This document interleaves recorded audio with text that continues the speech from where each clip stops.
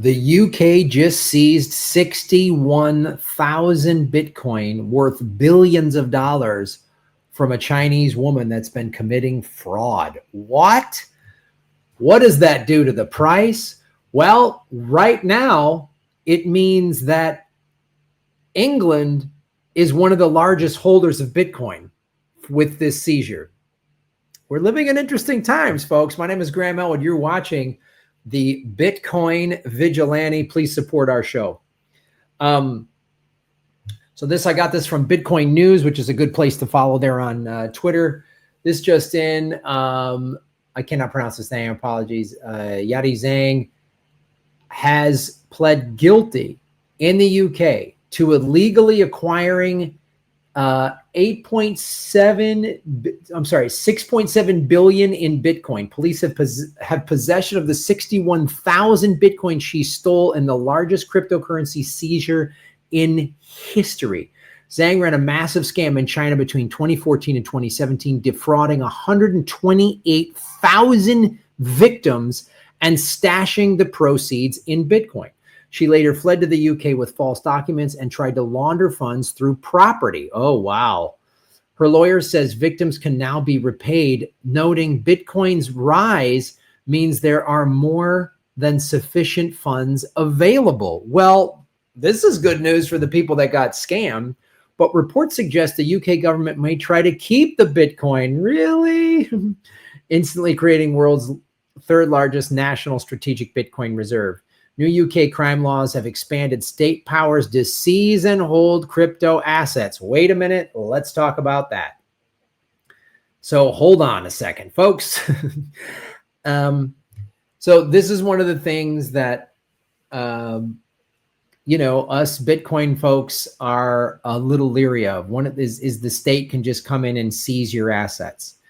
And this woman acquired this stuff in crime, then the people she defrauded need to be paid back. That needs to happen right here, right now. And I don't know if she scammed people out of their Bitcoin, then this should be very traceable.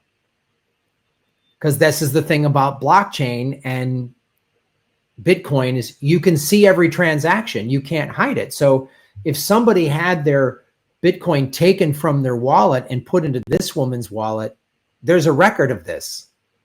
And these people should get their Bitcoin back. Now, because nation states are starting to realize the power of Bitcoin, they're going to want to hang on to it. One of the reasons America has 195,000 plus Bitcoin strategic reserve is because it seized a lot of them in the early days. So countries are looking at this and going, well, if we seize it, then we'll have a big strategic reserve like America. So just pay attention. There's a lot of stuff happening here. If the UK holds on to this and they create a strategic reserve, that will be good for the Bitcoin price. But again, this is not fair if people, so I don't know the details of this. If this woman scammed people out of money and bought Bitcoin with it. It sounds like, though, that she scammed people out of their Bitcoin, which is unfortunately a very prevalent thing that happens. So let's get back into the story here. But pay attention to how what the UK does with this. We're going to follow this story. See if the UK just says, oh, no, we have to seize this to keep you safe. Wait a minute. That's a power move. So new UK, let's read this one again. New UK crime laws have expanded state powers to seize and hold crypto assets while allowing victims to petition for recovery. Okay. Now, to play devil's advocate here, I understand that people have to be able to prove, because then anyone can just, like, I could just send an email to the UK government and go, oh, 4 of those Bitcoin are mine. This woman stole from it, and I have no proof, and they can't just, you have to prove that. So I get that, but I'm leery of governments. I'm very leery of governments. How much will victims get back, and how much will the government keep? Also, in the face of massive budget shortfall, will the UK government have the foresight to hold on to the BK? Oh, Chinese woman convicted. This is the BBC. There's her picture. Wow. Look at this meme. Best I can do is give you the value of the Bitcoin in 2014. which, be careful. This is what the UK government might try to do. It's like, oh, I'll give you that, which would be a scam.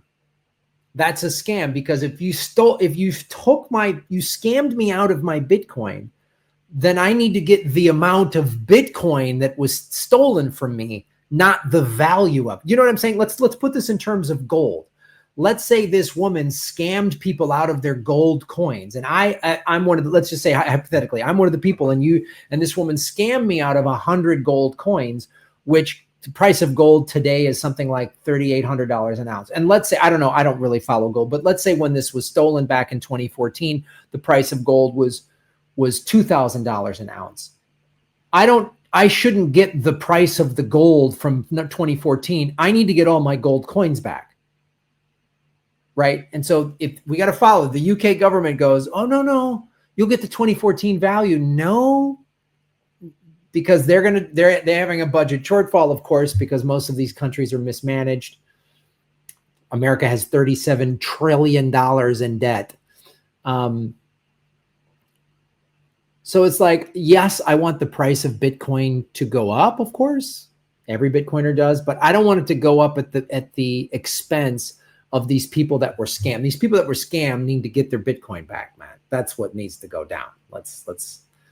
So here's a couple more of these. This Bitcoin Noon, wouldn't be surprised. UK will keep it, then call the German government for advice on how to sell it. Well, that's, so the German government sold all of its Bitcoin last year. And they did it before when the price was like 50, 60K. So everybody's always making fun of Germany for doing this. So, I mean, I guess I'm glad this woman's got caught. First and foremost, I hope the people that got scammed get their money, get their Bitcoin back. And, you know, if the British government can keep some of it with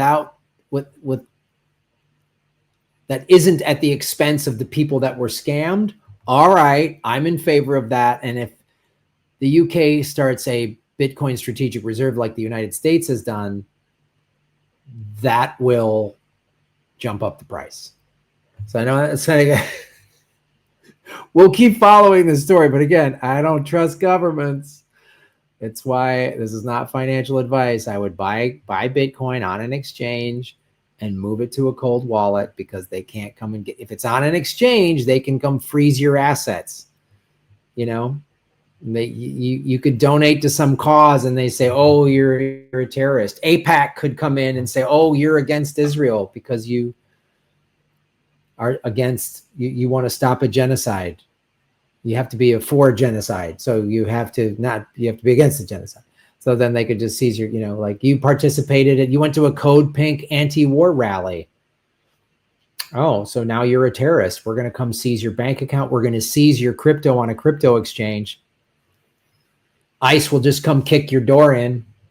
People that are conservatives that are okay with ICE don't understand that ICE could come kick your door in and round you up for whatever reason they decide. So follow the money connected dots, get the truth. We'll stay on top of this story. Stack sats and shave your knuckles for justice. Keep supporting our show. You can support us with Bitcoin. You can support us down here. Like, share, subscribe. Go over to our new channel, Bitcoin Hollywood, and subscribe over there. We really appreciate it. Thanks for watching, everybody. Shave your knuckles for justice. Boom.